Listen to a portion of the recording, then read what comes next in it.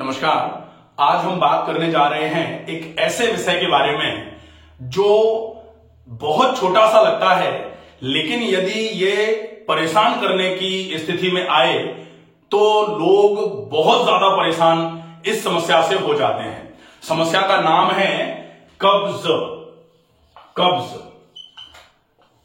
कब्ज जैसे ही नाम ये आता है, सामान्य तौर पर यह समझा जाता है कि कब्ज तो एक बहुत छोटी सी समस्या है, लेकिन अंग्रेजी में एक बहुत अच्छा शब्द कहा जाता है, constipation is mother of all diseases. मतलब कब्ज सब रोगों की जननी है। तो ये कब्ज अंग्रेजी में इसको कॉन्स्टिपेशन कहते हैं, हिंदी में इसका नाम क्या है और किस तरीके से ये लोगों को बहुत परेशान कर रही है और इस परेशानी का असली कारण क्या है। जैसे कहा जाता है ना कि परेशानी का असली कारण तो अंदर ही है, हम बाहर खोजते रहते हैं। एक बहुत पुरानी कहावत है, घर का भेदी लंका ढाए। या फिर एक और बहुत पुराने समय में दोहा लिखा गया, दोहा था, कस्तूरी कुंडल बसे मृग ढूंढे बनवाए। तो जिस प्रकार मृग के कुंडल में कस्तूरी का वास होता है, लेकिन उसकी सुगंध को देखते हुए ढूंढते हुए जो हिरन है वो पूरे जंगल में घूमता है, वन में घूमता है। ऐसे ही कब्ज का जो कारण है वो हमारे शरीर में ही निहित है, वो हमारे शरीर के अंदर ही है और हम कब्ज के कारण बाहर ढूंढते रहते हैं और बाहर से दुनिया भर का उपचार करते रहते हैं, लेकिन कब्ज का जड़ से इलाज नहीं हो पाता है। तो किस तरीके से कब्ज का पूरे तरीके से इलाज हो, कब्ज जड़ से खत्म हो जाए। और चूंकि कहा जा रहा है कि कब्ज सब रोगों की जननी है, constipation is mother of all diseases, कि अगर कब्ज होगी तो कोई सा भी रोग कभी भी आ जाएगा। अगर कब्ज इतनी बड़ी समस्या का जनन कर सकती है तो निश्चित ही इसको बहुत छोटा समझना ठीक वैसे ही होगा कि दुश्मन को कम आंकना। अगर दुश्मन को कम आंका जाए तो निश्चित ही वो अगर विपरीत समय में हमारे ऊपर हमला करेगा तो निश्चित ही हमारा बड़ा नुकसान करके जा सकता है। इसलिए हम आज देखेंगे कि कब्ज के मूल कारण क्या हैं, कब्ज के लक्षण कितने होते हैं और कब्ज का सामान्य सा जो घर में रहते हुए आप फॉलो कर पाए वो इलाज क्या है। वीडियो में अंत तक जरूर बने रहें और अगर आपने इस चैनल को अभी तक सब्सक्राइब नहीं किया है तो प्लीज इस चैनल को सब्सक्राइब जरूर कर लीजिए, ताकि आप तक इन छोटी से छोटी समस्याओं से लेकर के बड़ी से बड़ी समस्याओं के बहुत आसान से उपाय पहुंचते रहें समय समय पर। ठीक है, तो देखेंगे कब्ज। सामान्य तौर पर जब भी कब्ज का नाम आता है तो यह आती एक बात दिमाग में आती है कि ये कब्ज कौन से तंत्र की समस्या है। तो ये कब्ज जो है ये पाचन तंत्र की समस्या है और पाचन तंत्र मतलब ये आहार नाल के बाद ये आमाशय और आमाशय के बाद ये आंतें और आमाशय के बाद ये आंतें आई, छोटी आंत के हिस्से ड्यूोडेनम, जैडुनम, इलियम, फिर ये बड़ी आंत का हिस्सा असेंडिंग कोलोन, फिर ये ट्रांसवर्स कोलोन, ये डिसेंडिंग कोलोन, ये सिग्मोइड कोलोन, रेक्टम और एनस। इस तरीके से ये आपका पाचन तंत्र है। तो पाचन तंत्र में कब्ज कब हो जाती है?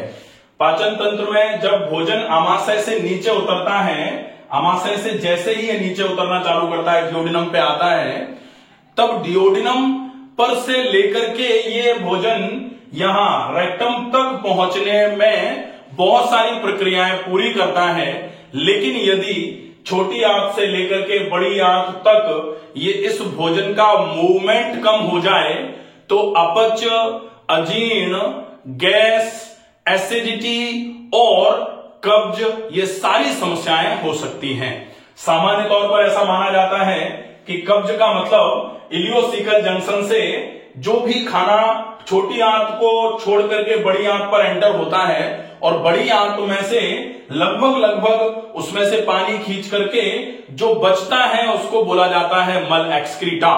अगर वो आंतों में रुकना चालू हो जाए तो ऐसी अवस्था को कब्ज कहा जाता है। यहां से भोजन हम कर रहे हैं, भोजन किया, आमाशय में पहुंचाया अमाशय में पहुंचने के बाद वो पाचक रसों के साथ मिला, पाचक रसों के साथ मिलने के बाद वो फिर छोटी आंत में उतरेगा।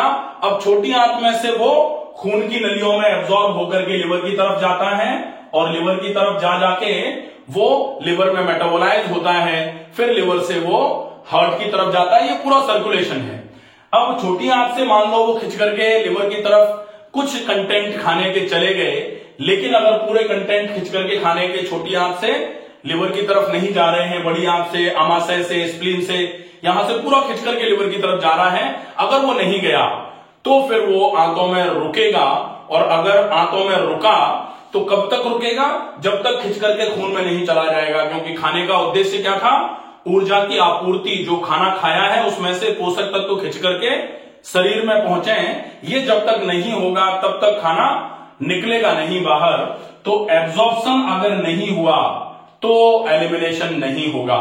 इसीलिए बोला जाता है कि सबसे पहले होता है इंजेशन। इंजेशन का मतलब होता है खाने को ग्रहण करना, खाना पहला। दूसरा होता है डाइजेशन। डाइजेशन मतलब खाने का पचना। तीसरा होता है एब्जॉर्प्शन। एब्जॉर्प्शन मतलब खाने का शरीर में लगना, एब्जॉर्ब होना। और चौथा होता है जब एब्जॉर्ब हो जाता है तब एलिमिनेशन। तो एलिमिनेशन का मतलब जो बेकार का बचा है वो निकल करके बाहर जाएगा।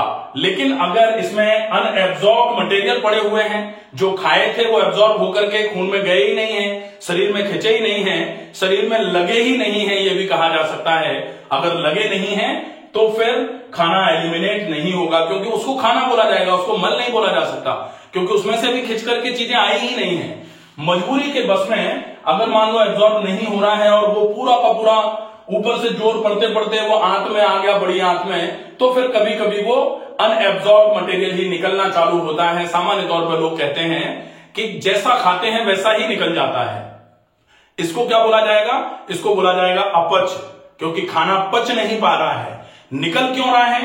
क्योंकि हम कह रहे थे कि अगर खाना पचेगा नहीं तो एलिमिनेट ही नहीं होगा, लेकिन अगर बिना पचा हुआ एलिमिनेट हो रहा है, इसका मतलब यह है कि पूरा का पूरा पाचन तंत्र थक गया काम कर करके, अब वो काम नहीं करना चाहता, ना तो वो पचाना चाहता और ना वो रोकना भी चाहता, फेंक देता है, चलो जाने दो जैसा जा रहा है। ये अपच की स्थिति, जो अपच वाला मल निकल करके बाहर आ रहा है कि जैसा खाया वैसा ही निकल रहा है, ये और भी थोड़ी ज्यादा समस्याकारक स्थिति मानी जा सकती है। तो कब्ज का मतलब क्या होगा? Eliminate, lack of elimination. जो खाना खाया था हमने उसमें से पोषक तत्व जब शरीर में आ जाए तो जो बेकार का बचे उसको निकल जाना चाहिए। अगर वो निकले नहीं, ऐसी स्थिति में बोला जाता है कि उसने आपकी आंत पर कब्जा कर लिया। इस आंत पर इस तरीके से ये रुक करके बैठ जाएगा और यहां से बाहर आने के लिए मना कर देगा कि बाहर नहीं आ रहे हैं। और इसी स्थिति को, इसी अवस्था को बोला जाता है कब्ज। कब्ज अर्थात कब्जा।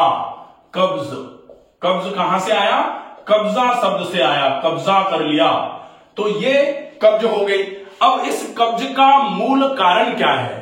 सामान्य तौर पर लोग कहते हैं कि ये जो खाना खाया जा रहा है ये एक मूल कारण है।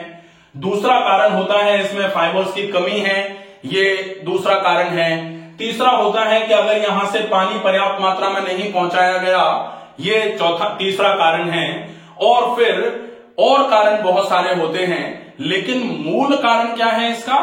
मूल कारण है आपके आंतों की कमजोरी। आंतें अगर मजबूत हैं तो फिर कहा जाता है ना कि अगर कोई शरीर में खूब सारा काम करे शरीर से, या फिर खूब व्यायाम करे, तो उसके लिए कच्चा पका या फिर विरुद्ध आहार कोई मतलब का नहीं होता है।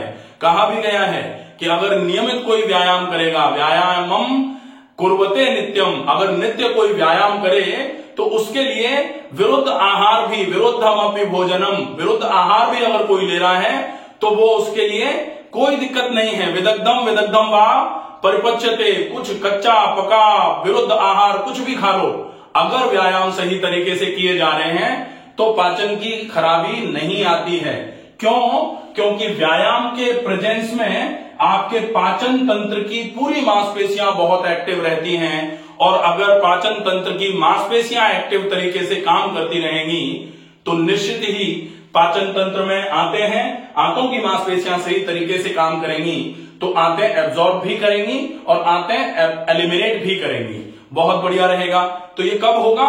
जब पाचन तंत्र की मांसपेशियां बहुत मजबूत होंगी, और उनकी मजबूती के लिए बहुत आवश्यक है कि आप नियमित रूप से व्यायाम भी करिए। अगर हम व्यायाम की कमी के चक्कर में, सामान्य तौर पर लोग कहते हैं कि चूरन ले लो, चटनी ले लो, कुछ खा लो, कुछ गोली खा लो, कोई दवाई खा लो, उससे कब्ज साफ हो जाए। अब एक चीज आती है कि कब्ज का इलाज क्या है। दो तरीके से इलाज हो सकता है। एक तो कब्ज का मतलब जो आंतों में भर गया था, इस आंतों में भरे हुए मल को निकालना, आंतों में भरे हुए मल को निकालना। एक तो ये है, निकाल दिया। एक तो ये है कब्ज का इलाज, और दूसरा क्या है? आंतों को मजबूत कर दो। जैसे होता है ना कि एक बच्चा अगर पढ़ने में कमजोर है, कमजोर बच्चे को आप उसको नकल करा के पास करा दो, एक तो ये ऐसे पास हो गया, दूसरा उसको इतना मजबूत कर दो पढ़ा पढ़ा के कि उसका एग्जाम लो और वो खुद ही अच्छे तरीके से लिखे और पास हो जाए। तो कौन सा वाला ऑप्शन अच्छा है? डेफिनेटली दूसरा वाला ऑप्शन अच्छा होगा कि आंतों में भरे हुए मल को आपने निकाल दिया। कब्ज का इलाज वो नहीं होता है। कब्ज का इलाज क्या है?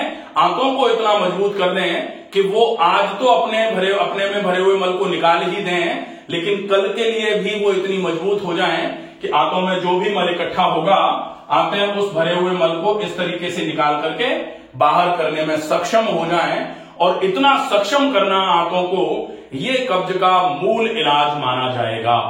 तो सबसे पहले पानी की कमी, खाने में खुज्जा युक्त भोजन की कमी, खाने में जो काल अशुद्धि होती है कभी कभी कि रात का खाना बहुत लेट खा रहे हैं। बेसिकली रात का खाना तो खा ही नहीं जाना चाहिए। खाना तो सुबह और शाम का ही होता है, लेकिन धीरे धीरे करके हमने उसको रात का खाना कर दिया और रात के खाने को भी लेट खाना कर दिया, तो मध्यरात्रि में खा रहे हैं। तो अगर मध्यरात्रि में भोजन किया जाएगा तो काल अशुद्धि हो जाएगी। शुद्ध आहार शुद्धि में 4 प्रोसेस आते हैं, तो काल अशुद्धि भी हुई। हम बहुत अच्छा खा रहे हैं, बहुत तरीके से खा रहे हैं, सही जगह पर बैठ के खा रहे हैं, कंटेंट बहुत बढ़िया है, लेकिन अगर समय पर नहीं खा रहे हैं तो भी बेकार हो जाएगा, क्योंकि समय पर खाना भी अति आवश्यक माना जाता है। काल अशुद्धि अगर हुई तो भी दिक्कत आई। काल मतलब समय, तो समय की अशुद्धि अगर हो गई मतलब हम सही समय पर नहीं खा रहे हैं भोजन, ये स्थिति भी अगर गड़बड़ हुई तो भी निश्चित ही वो भोजन आपके किसी काम का नहीं रहेगा और कब्ज भी कराएगा। तो ना तो वो पचेगा, ना शरीर में लगेगा, ना ऊर्जा देगा, और बड़ा नुकसान करेगा वो अलग से। तो काल अशुद्धि भी नहीं होनी चाहिए, ये भी विशेष ध्यान रखा जाना चाहिए। अब कैसे करके आप इन प्रोसेस को, इस बढ़ती हुई कब्ज की समस्या को दूर करेंगे? बहुत सिंपल से 4 उपाय कर लीजिए।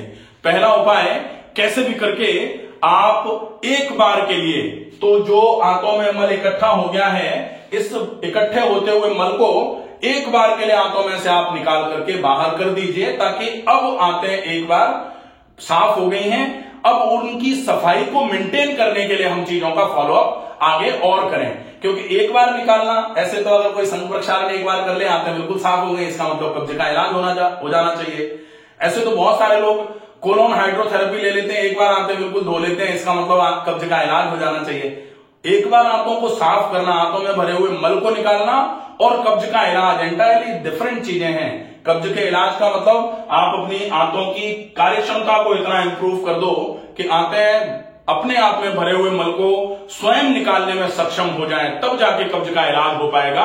और उसके लिए पहला काम, जो सामान्य तौर पर घर पे रहते हुए आप कर सकते हैं, किसी को अगर बहुत कब्ज रहती हो, ऐसी अवस्था में आप हरड़ पाउडर को 1 गिलास पानी के साथ, अब हरड़ पाउडर कितना लेना है? आधा चम्मच हरड़ पाउडर पर्याप्त है। पहला इलाज सवेरे सवेरे लेंगे। एक बार सवेरे जागे, जागते ही पानी पिया, पानी पी के मोशन गए, हाथ मुंह धोया, मंजन कर लिया, उसके बाद आधा चम्मच हरड़ का पाउडर 1 गिलास पानी के साथ आप ले लो, और उसके बाद आधे पौन घंटे के लिए अपने जो भी काम है, या काम नहीं व्यायाम करना चाह रहे हैं आप, तो व्यायाम जो भी है वो करना चालू कर दीजिए। आधे पौन घंटे के बाद 2-3 गिलास आप पानी पी लीजिए। उससे लगभग आधे पौन घंटे के फिर से बाद में आपको एक पतला सा मोशन आएगा। हरड़ जब आप यहां से अंदर ले जाएंगे पानी के साथ, तो यह हरड़ जब 300 ml पानी के साथ अंदर जाएगी, हरड़ पानी के साथ अंदर आई, तो ये हरड़ क्या करेगी कि पानी के साथ जब अंदर आई है तो ये दीवारों पर जो भी गंदगी चिपकी हुई है इसको छुटाने का काम करेगी। पूरी गंदगी को छुटाते छुटाते छुटाते छुटाते धीरे धीरे करके आगे बढ़ रही है। अब क्या होगा कि 45 मिनट के बाद आपने दोबारा से 3 गिलास पानी पी लिया। अब 3 गिलास पानी पिया तो पेट पूरा भर गया 3 गिलास पानी से। अब वो पानी पेट में से निकल के आंतों में जाएगा और छूटे हुए जो आंतों की दीवारों से छूट करके मल ल्यूमन में पड़ गया था उसको पूरे को बटोरते हुए आगे की तरफ बढ़ेगा और फिर ऐसे करके लार्ज इंटेस्टाइन में, असेंडिंग कोलोन में ऊपर की तरफ चढ़ेगा, फिर ट्रांसवर्स कोलोन में इस तरीके से चलेगा और फिर डिसेंडिंग कोलोन में नीचे की तरफ उतरेगा। सिग्मॉइड कोलोन को क्रॉस करते हुए यहां पर रेक्टम के पास में आकर के वो रुकेगा। फिर आपके ब्रेन को एक सेंसेशन आएगा कि अब मल त्याग के लिए जाना है। फिर जब आप मल त्याग के लिए जाएंगे तो लूज स्टूल निकल करके बाहर आएगा। जो भी जमा था कचरा वो बहुत सारा निकल करके बाहर आना चालू हो जाएगा। एक काम यहां आपने क्या किया, भरे हुए मल को निकाल दिया। तो कब्ज का इलाज में इसको ले तो रहे हैं अपन, लेकिन मूल इलाज, जड़ से इलाज ये नहीं है। तो आपने पहला तो ये वाला कर लिया, एक बार भरे हुए कचरे को आपने निकाल दिया, एक बार आंतों में भरे हुए मल को निकाल दिया। अब आंतें लगभग धुल तो गई। जैसा होता है ना कि कपड़े को आपने सर्फ में डाल के निकाल तो दिया, लेकिन आप साफ पानी से भी तो धोते हो ना उसको। तो फिर आप साफ पानी कोशिश करो उस दिन आप कम से कम 10-12 गिलास पानी पी लो। एक एक गिलास करके हर आधे पौन घंटे में पानी पीते रहो। और वो अगर 1-2 बार और पतला सा स्टूल आपको आता है तो पूरा पेट साफ हो जाने दो। एक बार पेट साफ हो गया। अब जब पेट साफ हो गया तो आंतें पूरी साफ हो गई, आंतें पूरी अच्छे से साफ हुई है। अब आपका फोकस क्या होना चाहिए, आमाशय से लेकर के और इस सिग्मॉइड कोलोन और रेक्टम तक की पूरी मांसपेशियों पर, क्योंकि ये सब मांसपेशियों पाइप ही तो है। अगर इसको मान लो खींच करके सीधा कर दो तो एक ऐसे करके पाइप बनेगा ये लंबा, इसमें ये माउथ हो जाएगा और ऐसे करके यहां आमाशय का हिस्सा जो है वो ऐसे फूला हुआ रहेगा और फिर छोटी आंत और फिर बड़ी आंत थोड़ी सी और फूली हुई रहेगी और यहां जाके ऐसे एनस आ जाएगा। ये लंबा पाइप ही तो है, अगर खींच दिया जाए इसको तो पूरा पाइप हो जाएगा। तो अगर इस पाइप पर पूरे पर ये जो मांसपेशियां हैं, इन मांसपेशियों पर खून की चाल बढ़ाई जाए, न्यूट्रिशन ऑक्सीजन प्रॉपर मात्रा, पर्याप्त मात्रा में पहुंचाया जाए तो इन मांसपेशियों की कार्यक्षमताएं बढ़ना चालू हो जाएंगी। न्यूट्रिशन ऑक्सीजन कैसे पहुंचेगा, आप खूब सारा व्यायाम करो, खून की चाल बढ़ेगी। खूब सारा व्यायाम करो, खून की चाल बढ़ेगी, न्यूट्रिशन ऑक्सीजन बढ़ेगा। साथ में जो जैसे होता है ना कि आपने किसी भी तौलिया को पानी में डाल करके ऐसे करके निकाला, अब आपने उसको घड़ी तो कर लिया, लेकिन जब तक आप निचोड़ोगे नहीं तब तक उसमें भरा हुआ जो भी पानी है वो निकल करके बाहर नहीं आएगा। और मान लो पानी में नहीं, आपने कीचड़ में भिगोई थी तौलिया, तो तौलिया में जो कीचड़ भर गया है वो निकल करके नहीं आएगा। तो आंतों की मांसपेशियों को अच्छे तरीके से निचोड़ने का जो काम है वो व्यायाम का है। वो पेट की मांसपेशियों को व्यायाम करके आप बिल्कुल सफल इलास्टिक बनाने का काम करें, क्योंकि आंतों की मांसपेशियां फूल गई हैं, पेट फूल करके बाहर आना चालू हो गया है। ये कब ठीक होगा, जब आप अच्छे तरीके से, तो पहला तो हो गया प्रॉपर न्यूट्रिशन, खूब सारा पानी, 2 चीजें हो गई, खूब अच्छे तरीके से खाना खाना, अच्छे कंटेंट खाना जिसमें ज्यादा मात्रा में फाइबर्स होने चाहिए। जैसे बहुत सारा सलाद खाया जाए, लेकिन रोटी सब्जी सलाद एक साथ नहीं खाया जाए। रोटी सब्जी के कम से कम 40 मिनट पहले पेट भर के सलाद खा लिया जाए, उसके बाद फिर रोटी सब्जी, बहुत मोटे आटे की रोटी और उबली हुई सब्जी का उपयोग किया जाए। शाम का खाना थोड़ा हल्का रखा जाए और बहुत पहले कर लिया जाए, प्रीपोन कर दीजिए, 7 बजे के पहले खा लीजिए। रात को सोने के पहले अगर संभव हो जाए तो आप सौंफ और मिश्री ले लीजिए, या फिर अगर आप चाहें तो थोड़ा सा आंवले का पाउडर रात को आप ले सकते हैं। 1/4 चम्मच आंवले का पाउडर 1 कप पानी के साथ में लेकर के आप सो सकते हैं। ये बहुत अच्छा रहेगा। पूरे दिन में ज्यादा से ज्यादा मात्रा में पानी पिया जाए। ज्यादा से ज्यादा मात्रा में पूरे दिन में पिया गया पानी शरीर में डिहाइड्रेशन की वजह से भी कॉन्स्टिपेशन होता है, उसको डिहाइड्रेशन को रिकूप करने का काम करेगा। डिहाइड्रेशन का रिवाइवल जैसे जैसे होगा, शरीर में पानी की वॉल्यूम जैसे जैसे बढ़ेगी, धीरे धीरे करके ये आपके कब्ज की अवस्था जो है ये टूटना चालू हो जाएगी। आते स्वतः ही अपने आप को खाली करना शुरू कर देंगी। इसके बाद फिर एक चीज आती है कि आप कैसे भी करके इस चीज का ध्यान रखो कि आंतों की ताकत बढ़ाने के लिए आंतों की मांसपेशियों में कॉन्ट्रैक्शन रिलैक्सेशन की जो चीजें हैं वो आप चालू करवाओ। तो कॉन्ट्रैक्शन रिलैक्सेशन आप एक्टिवली कैसे कर सकते हो? व्यायाम करके। कौन सा व्यायाम बहुत अच्छा है? Yoga for constipation by doctor Ramakant Sharma, पूरा एक वीडियो होगा, आप उसको अच्छे तरीके से देखिए। वीडियो में आसन करके बताए गए हैं, करा के बताए गए हैं, पूरा सिखाया गया है कि किस तरीके से कौन से आसन को किया जाना चाहिए। प्राणायाम में अनुलोम विलोम प्राणायाम, डीप ब्रीदिंग, और अगर कब्ज की वजह से सिर में दर्द नहीं है तो कपालभाति प्राणायाम का अभ्यास भी आप नियमित कर सकते हैं, बहुत अच्छा रहेगा। तो आहार चिकित्सा, व्यायाम चिकित्सा। प्राकृतिक चिकित्सा में कब्ज की चिकित्सा, पेट का सेक करें 5 मिनट के लिए, उसके बाद कम से कम आधे घंटे के लिए मिट्टी की पट्टी पेट पर रखें और सप्ताह में 2 दिन अगर एनिमा का उपयोग करते हैं तो ये कब्ज के लिए बहुत अच्छा रहता है। आंतों की चाल इससे बढ़ती है, आंतों की मूवमेंट जो है ना इससे इंप्रूव होती है और धीरे धीरे करके आंतें स्वतः सक्षम होना चालू हो जाती हैं आंतों में भरे हुए मल को निकालने के लिए। तो बहुत अच्छा प्राकृतिक चिकित्सा का इलाज ये है। कटी स्नान में आप गर्म ठंडा कटी स्नान कर सकते हैं, कब्ज के लिए बहुत अच्छा है। या फिर जब लंबे समय तक आपने गर्म ठंडा कटी स्नान या सेक मिट्टी पट्टी एनिमा का अभ्यास कर लिया है तो आप अब ठंडे कटी स्नान को करके आंतों की टोन को इंप्रूव कराने के लिए केवल ठंडा कटी स्नान 20 मिनट के लिए दिन में एक बार खाली पेट कभी भी अगर कर पाए तो बहुत अच्छे तरीके से कब्ज की समस्या में आपको आराम मिलेगा। तो ये चीजें हो जाती हैं जो आहार चिकित्सा, योग चिकित्सा और प्राकृतिक चिकित्सा में आप उपयोग में ले सकते हैं। लाइफस्टाइल में आप कोशिश करिए नाश्ता आपका 9 साढ़े 9 बजे हो जाए, लंच आपका 12 बजे के आसपास हो जाए। अगर सलाद आप खा रहे हैं तो लंच से 40 मिनट पहले होना चाहिए, और अगर डिनर आप ले रहे हैं तो डिनर कब लेना है आपको? 7 बजे के पहले। 7 बजे के बाद अगर आप डिनर ले रहे हैं तो कम से कम आप उसमें रोटी छोड़ दीजिए, और 8 साढ़े 8 बजे के बाद अगर आप डिनर लेते हैं तो कोशिश कीजिए कि पका हुआ आप ना खाएं। पका हुआ नहीं खाएंगे तो कच्चा रात को खाया नहीं जा सकता।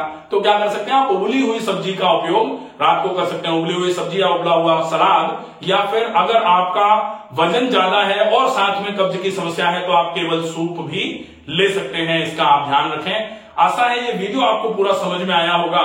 जिन लोगों को कब्ज है अगर वो इस वीडियो को पूरा अच्छे तरीके से देख करके फॉलो करेंगे तो निश्चित ही कब्ज की समस्या में बहुत अच्छा आराम होगा। स्वस्थ रहिए, सुरक्षित रहिए। धन्यवाद।